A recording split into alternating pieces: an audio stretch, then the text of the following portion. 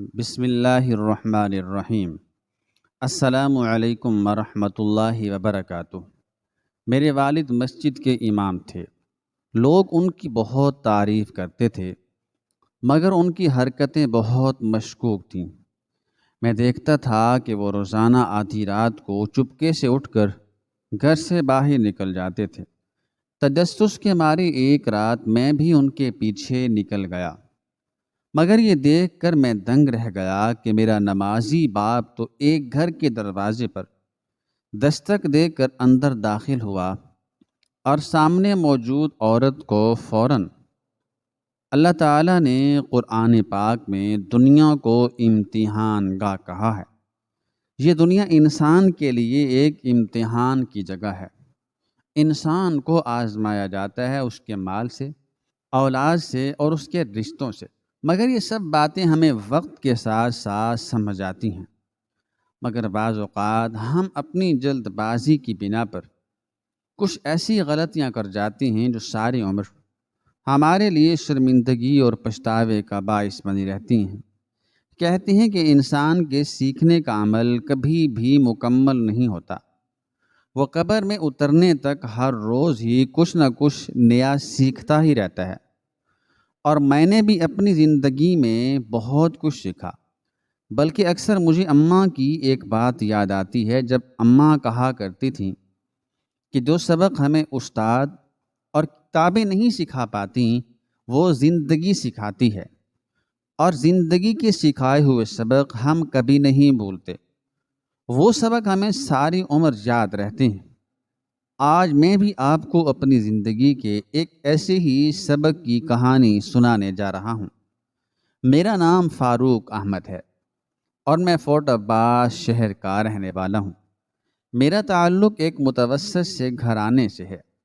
میرے ابا سلمان احمد اور میری اماں فائزہ بطول کی ہم 4 ہی اولادیں تھیں۔ میں فاروق احمد سب سے بڑا تھا اور مجھ سے چھوٹی میری 3 بہنیں تھیں۔ ہماری دادی بھی حیات تھیں اور ہمارے ساتھ ہی رہتی تھی، کیونکہ ابا دادی کے اکلوتے بیٹے تھے۔ میرے ابا مسجد کے امام تھے۔ اپنی نماز اور قرآن اور مسجد کی امامت کے بعد جو وقت بچتا وہ لوگوں کے گھروں میں جا کر بچوں کو معاوضہ لے کر قرآن پاک پڑھایا کرتے تھے۔ اس سے ہمارے گھر کی اچھی گزر بسر ہو رہی تھی۔ زندگی بڑی پرسکون سی گزر رہی تھی۔ میں میٹرک کا طالب علم تھا۔ اسکول سے آتا، تھوڑی دیر آرام کرنے کے بعد اپنے اسکول کا کام وغیرہ کرتا، اور پھر باقی کا دن ابا کے ساتھ ہی گزارتا تھا۔ مگر میری زندگی میں وہ واقعہ اس وقت پیش آیا جس سے میں نے اپنی زندگی کا سب سے بڑا سبق سیکھا۔ یہ تب کا واقعہ ہے جب میرے میٹرک کے امتحانات ہونے والے تھے۔ اس لیے میں رات کو دیر تک جاگ کر پڑھائی کیا کرتا تھا۔ ٹوٹل 7 پرچے ہونے تھے، جس میں سے 2 ہو چکے تھے، اور اگلی صبح تیسرا پرچہ ہونے والا تھا، اور اس کے لیے میں رات دیر تک جاگ کر پڑھائی کر رہا تھا۔ عشاء کی نماز پڑھنے کے بعد سونے سے پہلے اماں میرے پاس اچانک میں چائے بنا کر رکھ گئی تھی، اور ساتھ میں تاکید بھی کی تھی کہ جب تھکاوٹ محسوس ہو تو چائے گرم کر کے پی لینا، اور تھوڑی دیر آرام کرنے کے بعد پھر دوبارہ سے پڑھائی شروع کر لینا، کیونکہ وہ جانتی تھیں کہ میں رات کو دیر تک جاگوں گا، اس لیے وہ میری فکر میں تھی۔ خیر، پیپر کی تیاری کرتے کرتے آدھی رات کا وقت ہو چکا تھا۔ مجھے نیند بھی آ رہی تھی اور بیٹھے بیٹھے میری کمر بھی اکڑ چکی تھی۔ تبھی میری نظر سائڈ ٹیبل پر پڑی چائے کی اس چینک پر گئی، تو میں نے سوچا کہ کیوں نہ کچھ دیر کے لیے کتاب بند کر دوں اور ایک بار کچن میں جا کر یہ چائے گرم کر لیتا ہوں اور آرام سے بیٹھ کر چائے کا ایک کپ پیتا ہوں، پھر دوبارہ سے پڑھائی شروع کروں گا۔ اسی نیت سے میں اپنے بیڈ سے نیچے اترا، چپل پہنی اور چائے کی چینل اٹھائی ہی تھی کہ مجھے باہر صحن سے کھٹکے کی آواز سنائی دی۔ یوں تو میں میٹرک کا طالب علم تھا، مگر پھر بھی رات کے اندھیرے سے مجھے خوف محسوس ہوتا تھا۔ میں دبے پاؤں چلتا ہوا اپنے کمرے کی کھڑکی تک آیا اور کھڑکی کی جالی سے سر ٹکا کر باہر صحن میں جھانکنے لگا اور یہ معلوم کرنے کی کوشش کرنے لگا کہ آخر یہ کھٹکا کس چیز کا تھا۔ باہر صحن میں زیرو کے بلب کی مدھم سی روشنی پھیلی ہوئی تھی، جس میں کچھ بھی واضح طور پر دکھائی نہیں دے رہا تھا، مگر کچھ دیر غور کرنے کے بعد جب میری آنکھیں اندھیرے میں دیکھنے کے قابل ہوئیں تو یہ دیکھ کر میرا دل دھک سے رہ گیا کہ ہمارا باہر کا دروازہ کھلا ہوا تھا۔ چائے کی چینک ابھی تک میرے ہاتھ میں پکڑی ہوئی تھی۔ میں خوف سے کانپنے لگا۔ میں نے جلدی سے چائے کی چینک کو سائیڈ ٹیبل پر رکھا کیونکہ مجھے لگ رہا تھا کہ کہیں یہ میرے ہاتھ سے گر ہی نہ جائے۔ اب ایک بار پھر میں آگے بڑھا اور کھڑکی سے سر ٹکا کر باہر صحن میں دیکھنے کی کوشش کرنے لگا۔ میرے ذہن میں پہلا خیال یہی آیا کہ ہمارے گھر میں کوئی چور آ چکا ہے، مگر پھر فوراً ہی میرے ذہن میں یہ خیال آیا کہ ہمارے گھر میں تو ایسی کوئی بھی قیمتی چیز موجود ہی نہیں ہے، تو پھر یہ چور چکا آخر کیا لینے آیا ہے؟ میں تقریباً 10 سے 15 منٹ تک وہاں پر کھڑا دیکھتا رہا، مگر نہ تو مجھے صحن میں کوئی ہلچل دکھائی دے رہی تھی اور نہ ہی کسی کا نام و نشان تھا۔ اس کا مطلب تھا کہ جو کوئی بھی چور ہے ہمارے گھر میں گھسا تھا وہ جا چکا تھا، اور یقیناً یہ کھٹکا اس کے گھر سے باہر جانے کا تھا۔ خیر کچھ سوچنے کے بعد میں نے بڑی ہمت کی اور اپنے کمرے سے باہر نکلا اور دبے پاؤں چلتا ہوا جلدی سے ابا کے کمرے کی طرف گیا تھا کہ ابو کو آگاہ کر سکوں کہ ہمارے گھر میں کوئی گھس آیا تھا۔ مگر جیسے ہی میں ابا کے کمرے میں داخل ہوا تو یہ دیکھ کر حیران رہ گیا کہ ابا تو اپنے کمرے میں موجود ہی نہیں ہیں۔ میں نے ارد گرد دیکھا اور پھر غسل خانے کی طرف جا کر بھی دیکھا، مگر غسل خانے کا دروازہ بھی کھلا ہوا تھا اور اندر کوئی بھی موجود نہیں تھا۔ اس کا مطلب تھا کہ ابا گھر میں موجود ہی نہیں تھے۔ پھر اچانک میرے ذہن میں خیال آیا کہ ہو سکتا ہے مجھے غلط فہمی ہوئی ہو، ہمارے گھر میں کوئی چور نہیں گزرا تھا بلکہ گھر سے باہر جانے والے میرے ابا ہی تھے۔ اور پھر فوراً ہی میرے اس خیال کی تصدیق بھی ہو گئی، کیونکہ میں غسل خانے کے پاس اندھیرے میں کھڑا تھا۔ اسی اثناء میں ابا گھر کا بیرونی دروازہ کھول کر اندر داخل ہوئے اور انہوں نے نہایت احتیاط کے ساتھ دونوں ہاتھوں سے تھام کر دروازہ بند کیا اور پھر دبے قدموں اپنے کمرے کی طرف بڑھ گئے۔ غسل خانے کے پاس اندھیرا تھا، اس لیے شاید ابا مجھے دیکھ ہی نہیں پائے تھے۔ اب میرے دل کو کچھ تسلی ہوئی تھی کہ ہمارے گھر میں کوئی چور نہیں گھسا تھا بلکہ یہ تو ابا ہی تھے۔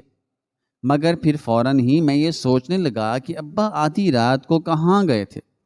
خیر اسی خیال سے الجھتے میں دوبارہ اپنے کمرے میں آیا اور چائے کی چینک اٹھا کر کچن میں چلا گیا۔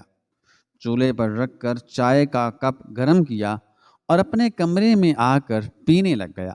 اس کے بعد دوبارہ سے میں نے کتاب اٹھا لی اور 1-2 گھنٹے تک پڑھائی کرنے کے بعد جب میں کافی تھک چکا تو میں بھی آرام کرنے کی غرض سے اپنے بستر پر لیٹ گیا اور فوراً ہی مجھے نیند نے آ لیا۔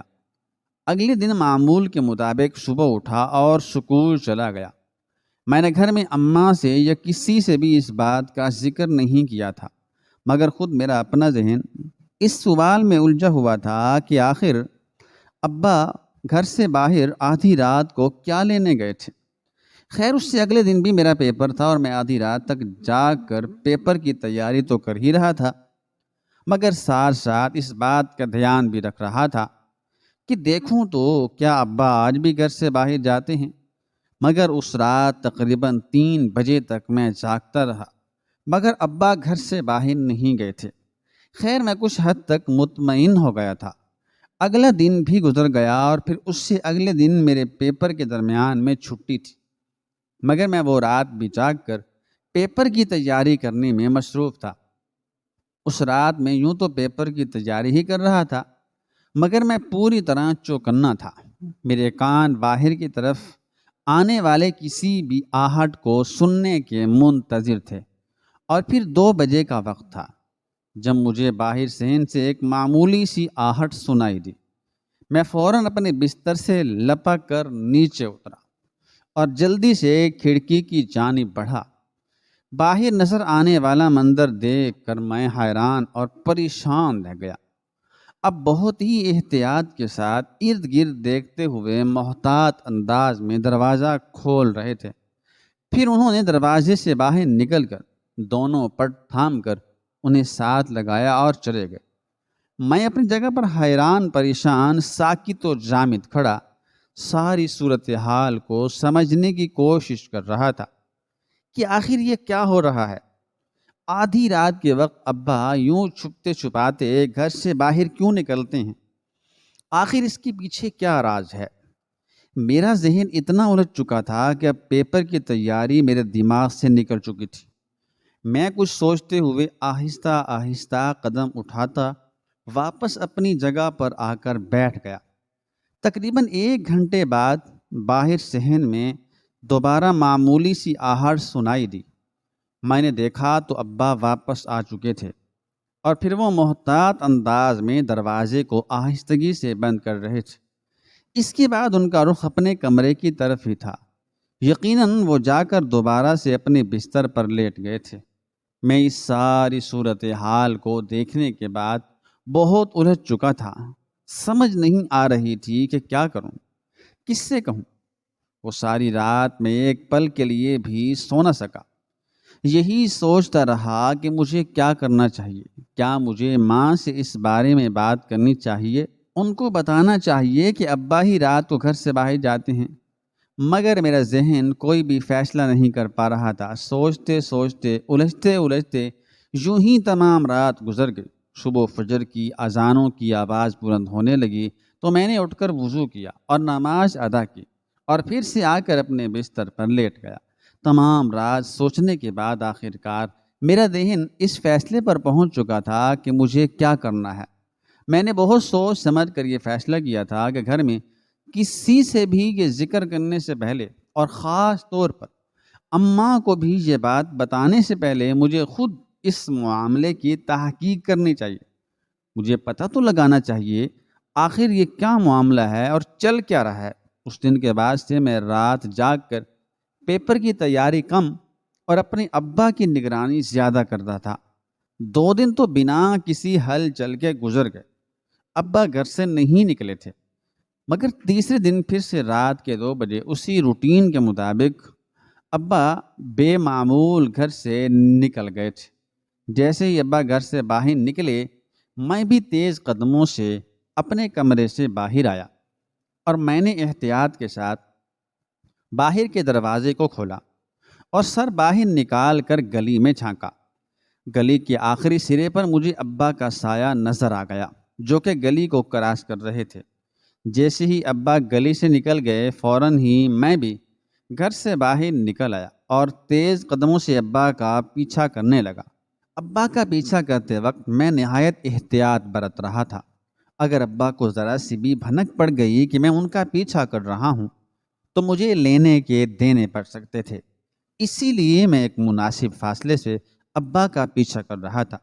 تقریباً 10 سے 15 منٹ چلنے کے بعد ابا محلوں سے باہر نکل گئے تھے۔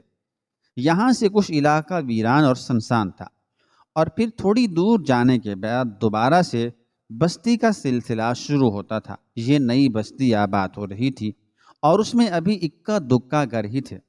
اس بستی میں پہنچ کر ابا رک گئے اور پھر محتاط انداز میں ارد گرد دیکھنے لگے، جیسے اس بات کا یقین کر رہے ہوں کہ کوئی انہیں دیکھ تو نہیں رہا۔ پھر وہ ایک دروازے کے آگے کھڑے ہوئے۔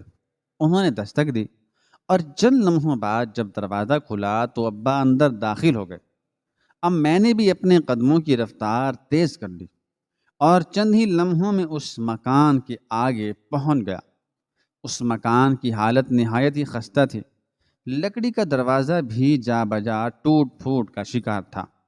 اس کے اندر بڑی بڑی درزیں پڑی ہوئی تھیں۔ ان درزوں سے دروازے کے آر پار نہایت آسانی سے دیکھا جا سکتا تھا۔ کچھ سوچتے ہوئے میں 2 قدم آگے بڑھا اور دروازے کے ساتھ سر ٹکا کر کن انکھیوں سے اندر دیکھنے لگا اور اندر کا منظر دیکھ کر میرے قدم اپنی جگہ پر ساکت رہ گئے۔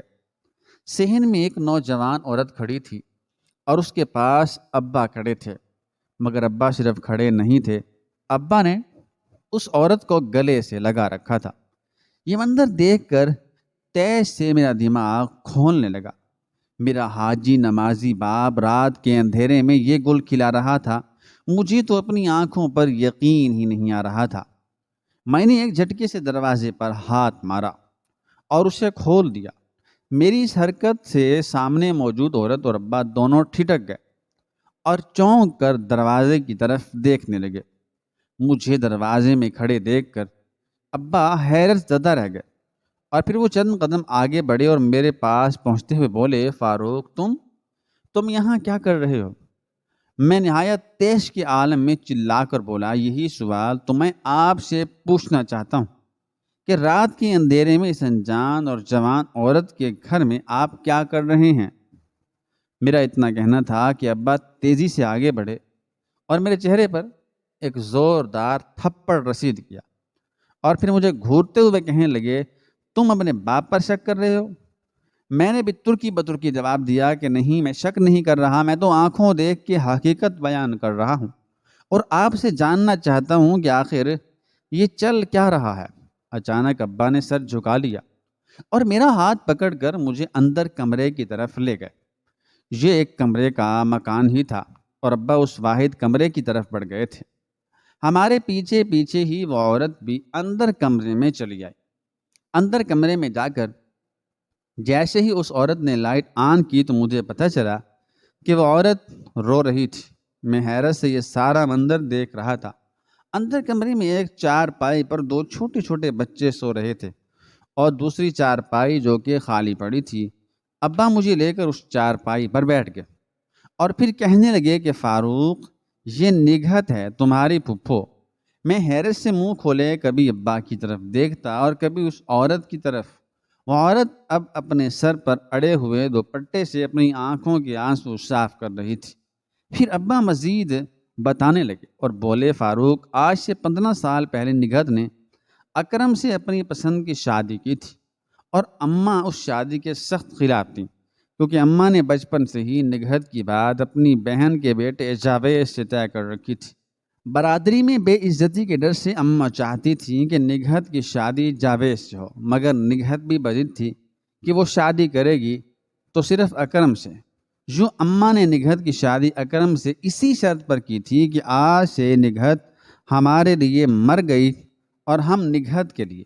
نگہت کبھی بھی ہم سے ملنے کی کوشش نہیں کرے گی، اور یوں اس شرط پر نگہت کا نکاح اکرم سے ہو گیا۔ نکاح کے بعد اکرم نگہت کو لے کر کہاں گیا، ہمیں اس بارے میں کچھ علم نہیں تھا۔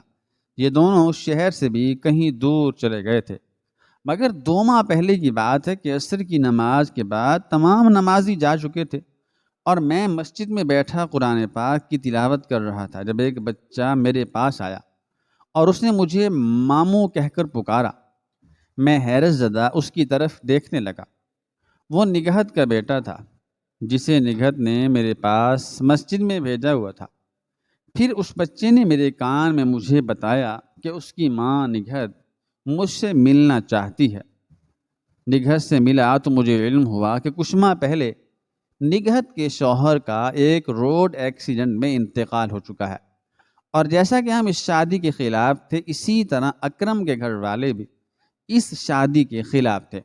انہوں نے نقد کو کبھی بہو کے طور پر قبول کیا ہی نہیں تھا۔ جیسے ہی ان کے بیٹے کا انتقال ہوا تو انہوں نے اپنے اس ناپسندیدہ بہو نگہت کو گھر سے باہر نکال کر کھڑا کر دیا۔ نگہت کے پاس اب کوئی راستہ نہیں تھا سوائے اس کے کہ وہ واپس میرے پاس آ جاتی، مگر یہاں سے اماں کی شدید ناراضگی کا سامنا کرنا پڑتا تھا اور اسی ڈر سے وہ میرے گھر بھی نہیں آ سکتی تھی۔ اس کے پاس جو تھوڑی بہت جمع پونجی تھی اسے لے کر یہاں اس بستی میں چلی آئی اور یہ خستہ سا مکان کرائے پر لے لیا۔ اکیلی جوان اور بیوہ عورت اور 2 بچوں کا ساتھ نگہت بہت مشکل حالات کا سامنا کر رہی ہے، اس لیے اس نے اپنے بیٹے کے ہاتھ مجھ تک پیغام بھجوایا اور مجھے مدد کرنے کے لیے کہا، تو میں دل کے ہاتھوں مجبور ہو کر بے اختیار ہی اپنی بہن کے در پر چلا آیا، اور اب جو مجھ سے بن پڑتا ہے میں اس کی مدد کر دیتا ہوں۔ ابا اپنی بات کہہ کر خاموش ہو چکے تھے اور میں گنگ بیٹھا کبھی ابا کی طرف اور کبھی نگہت پھپھو کے چہرے کی طرف دیکھ رہا تھا، کیونکہ آج سے پہلے مجھے اس بات کا علم ہی نہیں تھا۔ ہمیں آج تک یہی بتایا گیا تھا کہ ہمارے ابا دادا دادی کی اکلوتی اولاد تھے۔ ہمارے گھر میں نگہت پھپھو کا کبھی ذکر تک نہیں ہوتا تھا۔ ابا کی طرف سے جب ساری بات کلیئر ہوئی تو اب اچانک مجھے احساس جرم نے آ گھیرا تھا۔ ڈھیر شرمندگی مجھ پر طاری ہو چکی تھی۔